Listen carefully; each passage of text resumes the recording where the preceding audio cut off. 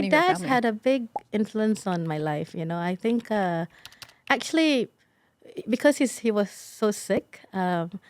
Even though after I became an MP, when I talked to him, it's not like he could say very much, right? He would listen and just like when I told him I was going to run, I mean, he was quiet for a very long time. And then he said, In a good way or a bad way? Not I good or don't bad, know. but was he like supportive or he was thinking about it? Well, Or- he basically he was very quiet, and then he said, "Okay, try your best." Because my dad's always been, he's got his own view of what's right and wrong, very strong views. He doesn't necessarily agree with everything that the government does, So he.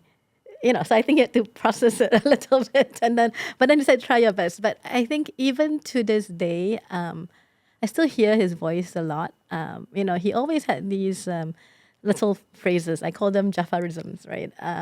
And even the one that I remember forever is, once when I was really struggling with a piece of a really tough client at work, and I told him I don't think I can do this anymore, and he said, he just said 5 words, right? If not you, then who? And that I think really got me to, okay, own the problem and eventually get out of it. And he's got, other things, right? Like he's always been, don't be a hypocrite, So he just don't drops do these little like don't do a nuggets. 6:30 job, like a man's got to do what a man's got to do. So, like every time I have a few, decisions to make in my head, I actually often hear his voice and those few words that are just words, but ultimately they really help guide my what I do in life. Yeah.